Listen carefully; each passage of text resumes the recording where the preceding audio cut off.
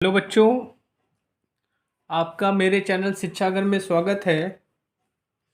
इससे पहले के वीडियो में मैंने आपको मॉडल पेपर 3 के 96 क्वेश्चंस बताए थे,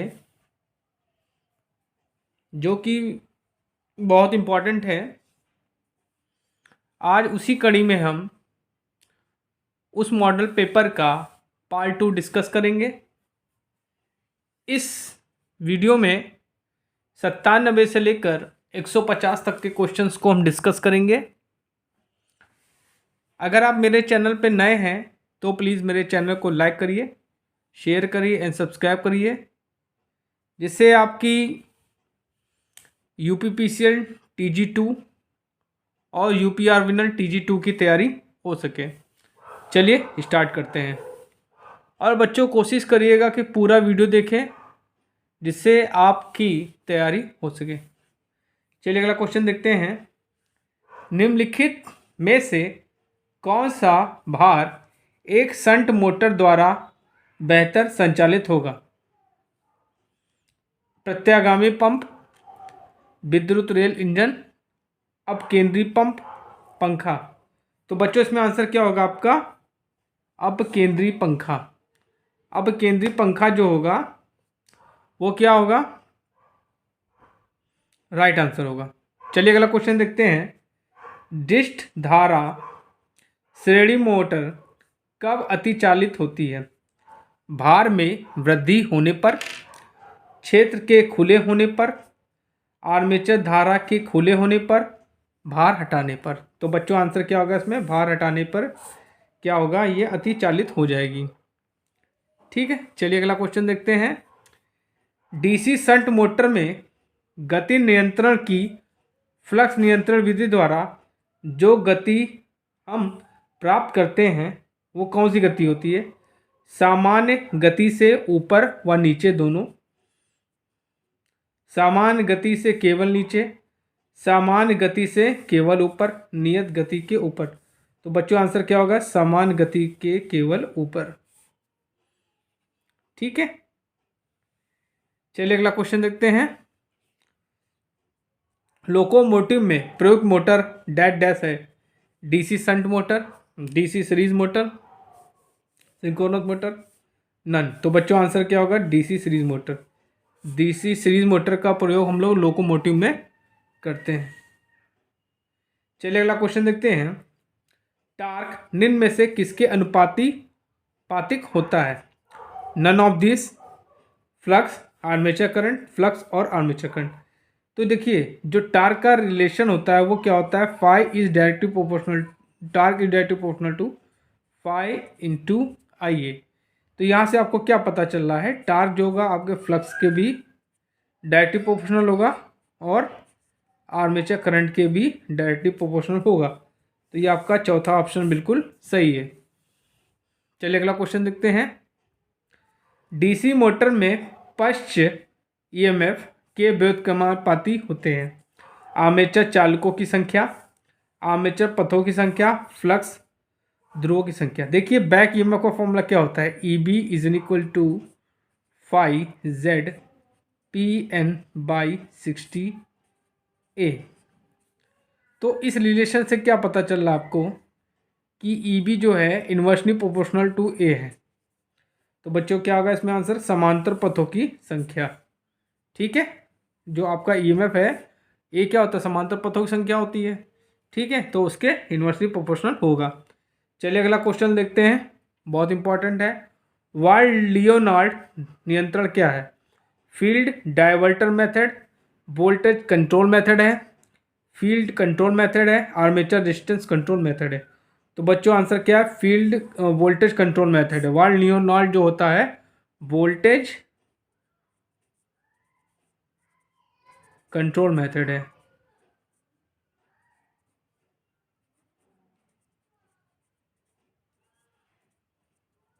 ठीक, चलिए अगला क्वेश्चन देखते हैं। DC शंट मोटर में एक समान गति संभव है, इसलिए उनका प्रयोग डैश डैश में किया जाता है। लेथ मशीन में किया जाता है, क्रेन में यूज़ करते हैं, रोलिंग मिल में यूज़ करते हैं, या सेल्फ स्टार्टर में। तो बच्चों क्या होता है, लेथ मशीन में हम लोग क्या करते हैं, डीसी शंट मोटर का प्रयोग करते हैं। डीसी शंट मोटर कहाँ यूज़ होगी, आपकी लेथ मशीन में, लेथ मशीन में, या कह सकते हैं कि टूल्स बनाने वाली मशीन में इसका प्रयोग करते हैं। ठीक, चलिए अगला क्वेश्चन देखते हैं। डीसी शंट मोटर में चाल होती है independent of armature current, directly proportional to the armature current, proportional to the square of the current, inversely proportional to the armature current. तो बच्चों क्या होगा, independent of the armature current. चलिए अगला क्वेश्चन देखते हैं। नीचे दिया गया टॉर्क लोड कर्व किसकी विशेषता को दर्शाता है। ये आपको टार्क दिया है, ये आपका लोड करंट है। ठीक है, अब ये पूछ रहा है ये किस मोटर का ग्राफ है। डीसी सीरीज मोटर का है, डीसी शंट मोटर का है, ठीक है, डीसी कंपाउंड मोटर का है, डीसी सीरीज मोटर और डीसी शंट मोटर। तो बच्चों ये क्या होगा, डीसी सीरीज मोटर का ये ग्राफ है। ठीक है, टार्क इज इक्वल टू क्या हुआ, फाई आई ए। ठीक, तो यहाँ क्या होगा, फाई डायरेक्टली प्रोपोर्शनल होगा आर्मेचर करंट के, तो ये हो जाएगा आपका आई ए स्क्वायर। ठीक है, तो स्टार्टिंग में जो इसका जो होता है ये क्या होता है, ये पैराबोलिक होता है, स्टार्टिंग परवलय काल होता है स्टार्टिंग में। ठीक है, और ये इस पॉइंट के बाद क्या होता है, जो ये क्या होता है, ये हो जाता है torque is directly proportional to armature current हो जाता है। ठीक है, इसके बाद ये क्या होता है, स्ट्रेट हो जाता है। तो ये किसका है, डीसी सीरीज मोटर का है। और शंट में क्या हो जाएगा, शंट में ऐसे होता है।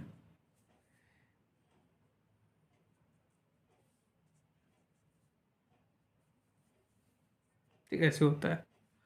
आप अगर कैरेक्टरिस्टिक देखना चाहें तो मेरे द्वारा जो लिंक भेजा गया मेरे चैनल पे जाकर आप डीसी मोटर के कैरेक्टरिस्टिक को भी देख सकते हैं। चलिए अगला क्वेश्चन देखते हैं। स्टेपर मोटर में प्रयोग किए जाने वाला रोटर है सैलिएंट प्रकार का, स्थायी चुंबकीय प्रकार का, लैमिनेट प्रकार का, कोई नहीं। तो बच्चों क्या होगा, स्थायी चुंबकीय प्रकार का जो हम लोग रोटर प्रयोग करते हैं स्टेपर मोटर में। स्टेपर मोटर क्या होती है, स्टेप में करती है, स्टेप में वर्क करती है। ठीक है, चलिए अगला क्वेश्चन देखते हैं।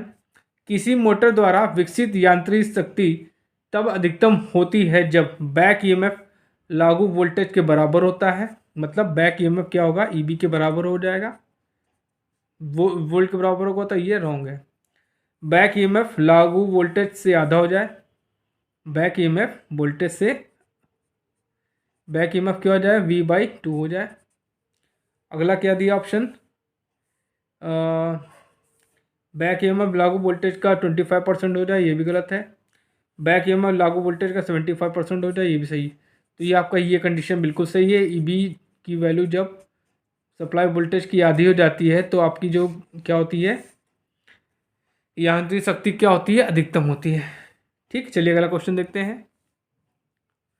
आर्मेचर प्रतिक्रिया और संतृप्ति नकारते हुए डीसी सीरीज मोटर में स्पीड टार्क अभिलक्षण की आकृति क्या होगी, हाइपरबोला होगी, सर्कुलर होगी, इलिप्स होगी, स्ट्रेट लाइन होगी। तो बच्चों क्या होगा, अति परवलय होगी या हाइपरबोला होगी। चलिए अगला क्वेश्चन देखते हैं, बहुत इंपॉर्टेंट क्वेश्चन है ये।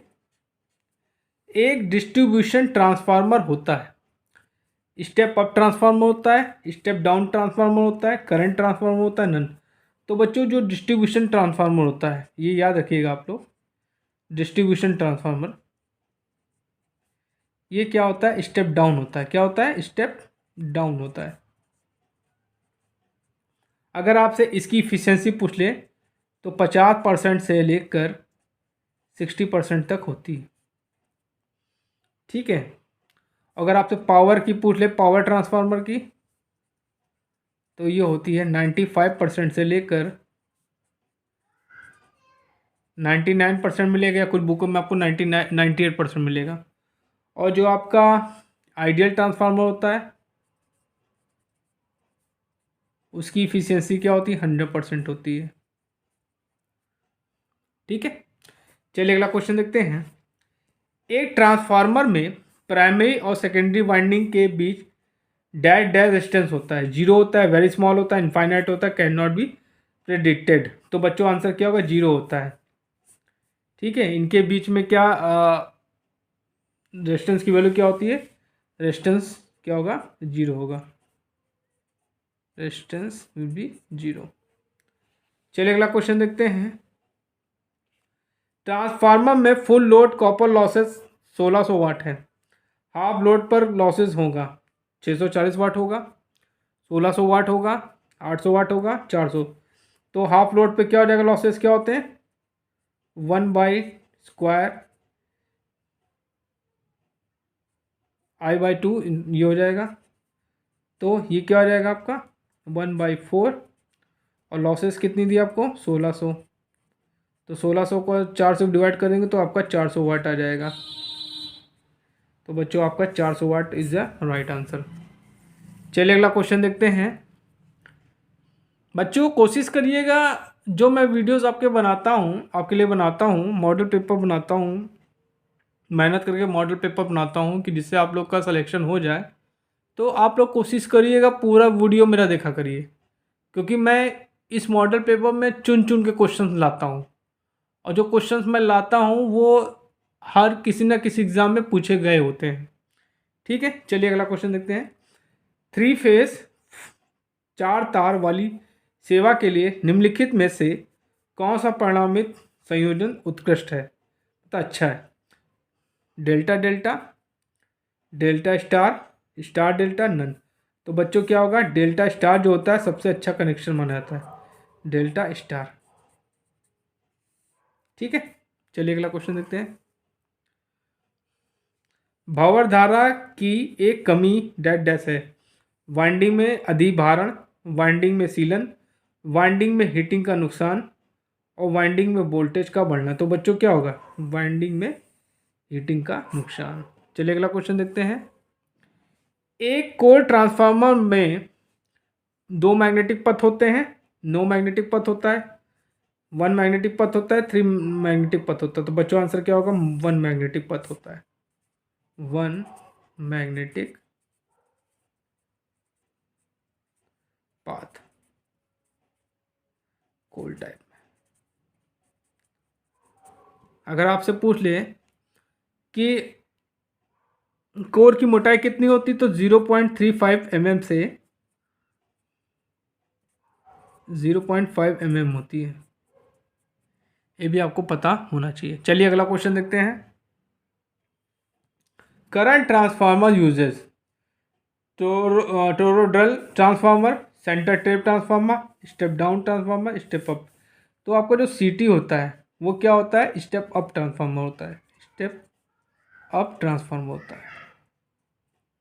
ठीक है, इसमें करंट क्या होगी, डाउन होगी, करंट क्या होगी, डाउन होगी, और वोल्टेज बढ़ेगा। और जो आपका पीटी होता है वो क्या होता है, स्टेप डाउन होता है। वो क्या होगा, उसमें करंट इंक्रीज होगी, वोल्टेज डिक्रीज होगा। और जो आपका डिस्ट्रीब्यूशन होता है, डिस्ट्रीब्यूशन ट्रांसफार्मर, वो क्या होता है, स्टेप डाउन होता है। ठीक बच्चों, तो आंसर क्या होगा, स्टेप अप ट्रांसफार्मर है, सीटी। चलिए, स्कॉट कनेक्शन को डैश डैश में बदलने के उपयोग किया जाता है, single phase supply into 3 phase supply, 3 phase supply into 2 phase supply, single phase supply into 2 phase supply. तो जो स्कॉट कनेक्शन होता है उसका प्रयोग हम लोग क्या करते हैं, 3 फेज सप्लाई को 2 फेज सप्लाई में कन्वर्ट करने के लिए यूज़ करते हैं। तो आपका सेकेंड ऑप्शन बिल्कुल सही है। चलिए अगला क्वेश्चन देखते हैं। Kelvin bridge is use to measure current, capacitance, inductance, low resistance. तो कैल्विन जो ब्रिज होता है बच्चों, कैल्विन ब्रिज, इसका प्रयोग हम लोग किसके करते हैं, लो रेजिस्टेंस के लिए।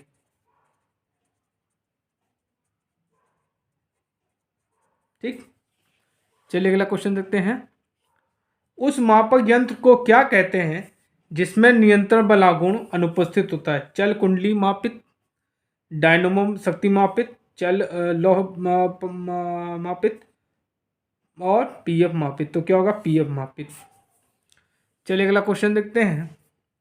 थर्मिस्टर हेतु वी आई ग्राफ है। स्ट्रेट लाइन होता है, एक सर्किल होता है, नॉट अ स्ट्रेट लाइन होता है, रेक्टेंगुलर होता है। तो क्या होगा? इसमें सही है, not a straight line, straight line नहीं होता है। चलिए अगला क्वेश्चन देखते हैं। इसी तरह क्वेश्चन कई बार पूछा जाएगा आपसे एग्जाम में। यदि किसी बीच स्टोन ब्रिज में P की वैल्यू 10 ओम है, Q की वैल्यू 100 ओम है, S की वैल्यू 60 ओम है, तो अज्ञात प्रतिरोध का मान क्या होगा? देखिए बीच स्टोन ब्रिज का फॉर्मूला क्या होता है? P by Q is in equal to R by S. ठीक, अब इसमें हम लगा देंगे। P की वैल्यू कितनी दी है आपको? 10 ओम। Q की वैल्यू दी है 100 ओम। R तुम्हें निकालना है, S की वैल्यू दी है 100 ओम। तो R की वैल्यू क्या हो जाएगी? 10 गुणे 60 बटे 100। तो R की वैल्यू आ जाएगी आपकी 6 ओम। तो 6 ओम इज अ राइट आंसर। चलिए अगला क्वेश्चन देखते हैं। चलिए बहुत इंपॉर्टेंट है। धारिता का मान मापने के लिए उपयोग में लाया गया सेतु है। व्हीट स्टोन ब्रिज है। Wheatstone bridge, Wheatstone bridge क्या होता है? अननोन रेजिस्टेंस को लेकर हैं, अननोन रेजिस्टेंस।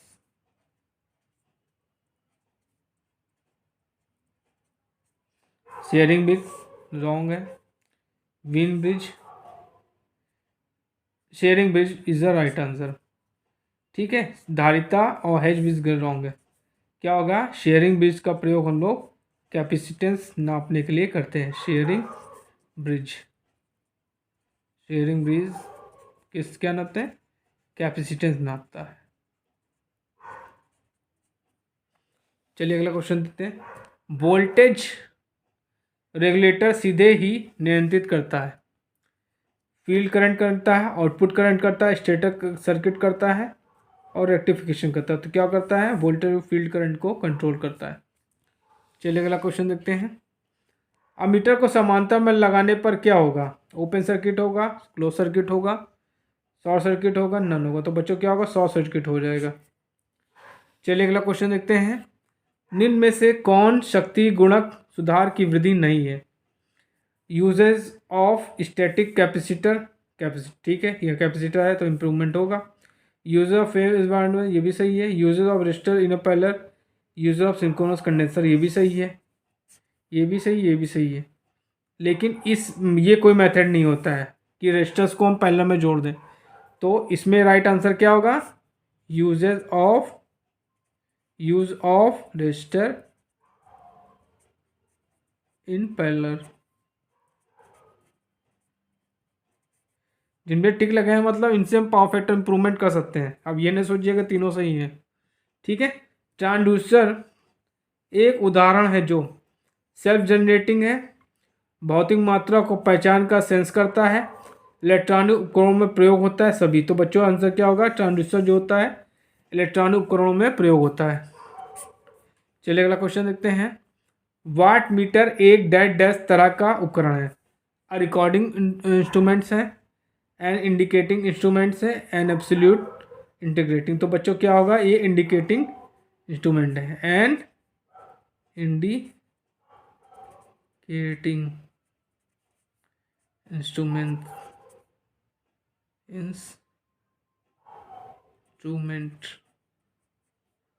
इंस्ट्रूमेंट्स है।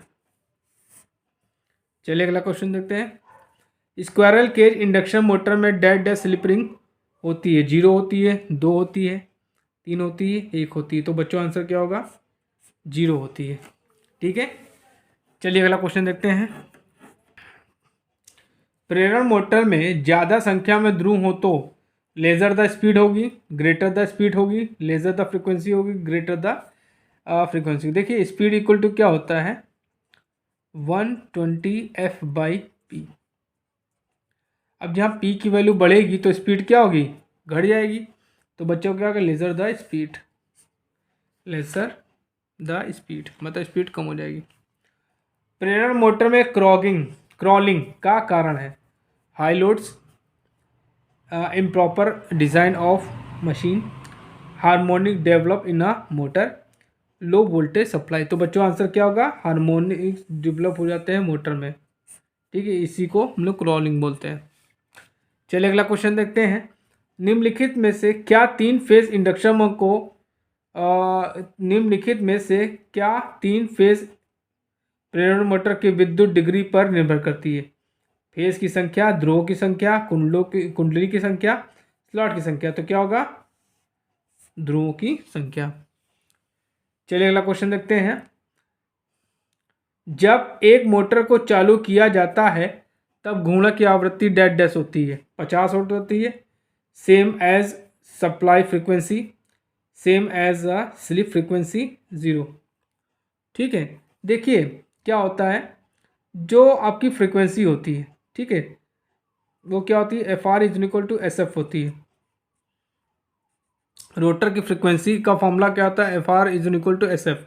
लेकिन अब क्या होता है, स्टैंड स्टिल की कंडीशन में जब रोटर स्टैंड स्टिल कंडीशन में तो होता है, तो यहाँ पे स्लिप की वैल्यू 1 होती है। तो उस कंडीशन में अगर हम यहाँ पे एस की वैल्यू 1 रख देंगे तो F R equal to F हो जाएगा, मतलब रोटर की फ्रीक्वेंसी क्या होगी, सप्लाई फ्रीक्वेंसी के बराबर होगी, तो same as a supply frequency.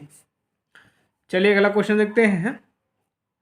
गति नियंत्रण के लिए ध्रुव परिवर्तन विधि को डैश डैश में अपनाया जा सकता है? Slip ring motor, synchronous motor, squirrel cage induction motor, single phase induction motor. तो कहाँ यूज़ कर सकते हैं, स्क्वायरल केज इंडक्शन मोटर। ठीक है, देखिए N is equal to 120 F by P. ठीक, मतलब स्पीड को हम एन इज डायटिपोटल फ्रिक्वेंसी से कंट्रोल कर सकते हैं, पोल से कंट्रोल कर सकते हैं, और वोल्टेज से, और बाय द वोल्टेज। ठीक, चलिए अगला क्वेश्चन देखते हैं। एक प्रेरण मोटर का स्टार्टिंग टॉर्क तब मैक्सिमम होगा जब rotor resistance equal to rotor reactance, rotor resistance is twice the rotor reactance, rotor resistance is half the rotor reactance, rotor resistance is √3 times rotor reactance. देखिए formula condition क्या होती है, R2 is equal to X2। तो उस condition को ये जब क्या होता है, जो स्टार्टिंग टॉर्क का बड़ा मैक्सिमम होगा जब R2 की वैल्यू X2 के बराबर हो जाएगी। तो क्या हो जाएगा, पहला ऑप्शन बिल्कुल सही है, रोटर का रेजिस्टेंस जो है रोटर के रिएक्टेंस के बराबर जब हो जाएगा तो स्टार्टिंग टॉर्क क्या होगा, मैक्सिमम होगा। चलिए अगला क्वेश्चन देखते हैं। कम क्षमता वाली इंडक्शन मोटर के लिए डैश डैश प्रयोग किया जाता है? ऑटो ट्रांसफार्मर स्टार्टर यूज़ किया जाता है, डोल स्टार्टर किया जाता है, और step down transformer starter use किया जाता है, स्टार डेल्टा। तो बच्चों क्या होगा, डोल स्टार्टर का प्रयोग हम लोग करते हैं। ऑटो ट्रांसफार्मर स्टार्टर का प्रयोग 20 HP के ऊपर यूज़ करते हैं हम लोग। ठीक है, और ये डोल स्टार्टर 5 HP की तक की मोटर के लिए हम लोग यूज़ करते हैं। ठीक, और 5 से ऊपर वाले के लिए हम लोग स्टार डेल्टा यूज़ करते हैं। ठीक, चलिए आगे देखते हैं क्वेश्चन। स्टेपर मोटर ज़्यादातर के लिए प्रयोग किया जाता है? प्रचालन की बहुत तेज गति, उच्च शक्ति की आवश्यकताएं, प्रचालन की बहुत धीमी गति, कंट्रोल सिस्टम के अपने। तो कहाँ यूज़ होता है, आपका कंट्रोल सिस्टम में यूज़ होता है ये। चलिए अगला क्वेश्चन देखते हैं। सैडेड पोल मोटर में छादित कुंडली का उद्देश्य क्या है? ठीक है, produce rotating magnetic field, reduce friction loss, reduce rough commutation, reduce armature reaction. तो बच्चों आंसर क्या होगा, प्रोड्यूस रोटेटिंग मैग्नेटिक फील्ड। चलिए अगला क्वेश्चन देखते हैं, बहुत इंपॉर्टेंट क्वेश्चन है ये। AC और DC आपूर्ति दोनों पर कौन सा मोटर कार्य कर सकता है? Compound motor, hysteresis motor, shaded pole motor, universal motor. तो यूनिवर्सल जो मोटर होती है बच्चों, ठीक है, सार्वभौमिक मोटर भी इनको बोलते हैं, ये क्या होता है, AC और DC दोनों पे वर्क करती है। चलिए अगला क्वेश्चन देखते हैं। डैश डैश मोटर का प्रयोग मिक्सर ग्राइंडर में किया जाता है। संट, कैपेसिटर, सैडेड पोल, यूनिवर्सल मोटर। तो बच्चों आंसर क्या होगा? Universal motor. ठीक है, मिक्सर ग्राइंडर में समझ लीजिए यूनिवर्सल मोटर यूज़ करेंगे।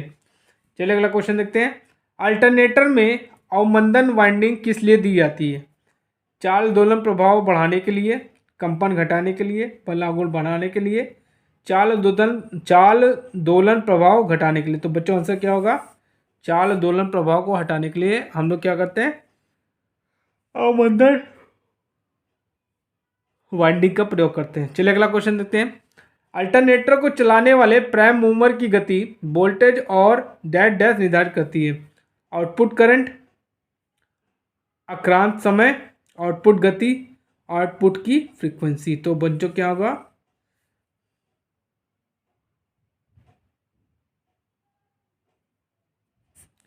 आउटपुट की फ्रीक्वेंसी। एक सिंक्रोनस मोटर की गति बढ़ते लोड के साथ कम हो जाती है, शून्य के बराबर होती है, बढ़ते लोड के साथ बढ़ जाती है, बढ़ते लोड पर लगभग स्थित। तो चौथा ऑप्शन बिल्कुल सही है। देखिए सिंक्रोनस मोटर ऐसी मोटर है जिस पर लोड का कोई प्रभाव ज़्यादा नहीं पड़ता है। उसकी स्पीड क्या होती है? एक नियत रहती है सिंक्रोनस स्पीड। चलिए अगला क्वेश्चन देखते हैं। सिंक्रोनस मोटर में उत्तेजन में परिवर्तन उसके डैश डैश को प्रभावित करता है। ऊर्जा घटक और वोल्टेज, ऊर्जा घटक, वोल्टेज और करंट। तो बच्चों आंसर क्या होगा? ऊर्जा घटक। चलिए अगला क्वेश्चन देखते हैं। एक बक कन्वर्टर का उपयोग किया जाता है वोल्टेज को स्थिर करने में, वोल्टेज को दोगुना करने में, वोल्टेज को बढ़ाने में, वोल्टेज को कम करने में। तो आंसर क्या होगा आपका? वोल्टेज को कम करने में। चलिए अगला क्वेश्चन देखते हैं। टोराइड, टोरायड एक डैश डैश होता है। तार की कुंडली होती है, तार की कुंडलीकृत कॉइल होती है, लूप्ड वायर होता है, सीधा तार होता है। तो क्या होता है? ये तार की कुंडलीकृत कॉइल होती है। चलिए अगला क्वेश्चन देखते हैं। किस प्रकार की डीसी मशीनों के लिए लैप वाइंडिंग, पास वाइंडिंग को हम लोग लैप वाइंडिंग कहते हैं, को प्राथमिकता दी जाती है? उच्च धारा और निम्न वोल्टता, निम्न धारा उच्च वोल्टता, निम्न धारा निम्न वोल्टता, उच्च धारा और उच्च वोल्टता। तो बच्चों आंसर क्या होगा? उच्च धारा और निम्न वोल्टता।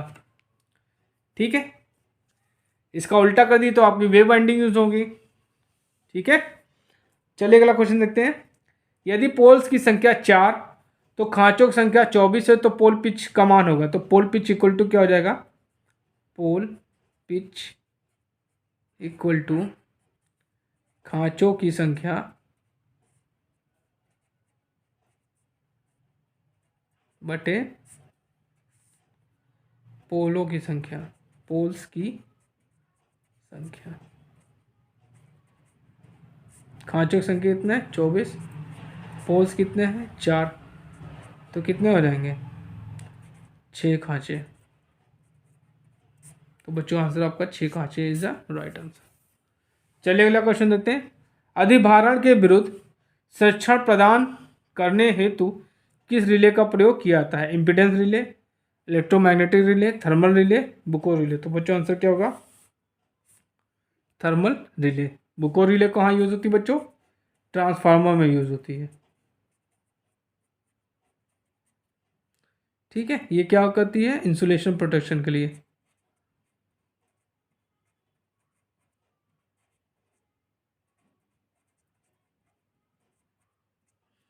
इंसुलेशन प्रोटेक्शन मतलब ये नहीं कि कोई फॉल्ट होती है इंसुलेशन से रिलेटेड तो सेंस करती है। ठीक है, चलिए बहुत इंपॉर्टेंट क्वेश्चन है ये। क्वेश्चन मैं बहुत ढूंढ के लाया हूँ। तड़ित की विसर्जित करंट क्या है? मतलब जो आपकी आकाशीय बिजली है उसकी करंट क्या होती है? ठीक है, 10,000 एम्पियर, 1,000 एम्पियर, 100 एम्पियर और 1 माइक्रो एम्पियर। तो बच्चों आंसर क्या होगा? 10,000 एम्पियर होती है। कितनी होती है? 10,000 एम्पियर। चलिए अगला क्वेश्चन देते हैं। ये भी क्वेश्चन मैं ढूंढ के लाया हूँ। केबल का सर्ज रेजिस्टेंस कितना होता है? 1 ओम होता है, 10 ओम होता है, 25 ओम होता है, 50 ओम होता है। तो क्या आंसर होगा? 50 ओम होता है। तो बच्चों मैंने आपको मॉडल पेपर 3 का सेकंड पार्ट का लेक्चर समझाया है। आई होप आप लोग को समझ में आया होगा। कोशिश करिएगा बच्चों पूरा वीडियो देखिए। अगर आप पूरा वीडियो देखेंगे तभी आपको समझ में आएगा, नहीं तो नहीं आएगा। और अगर आप मेरे चैनल पर नए हैं तो प्लीज़ मेरे चैनल को लाइक करिए, शेयर करिए एंड सब्सक्राइब करिए, जिससे मैं आप लोगों की इसी प्रकार तैयारी करवाता रहूं। Thank you.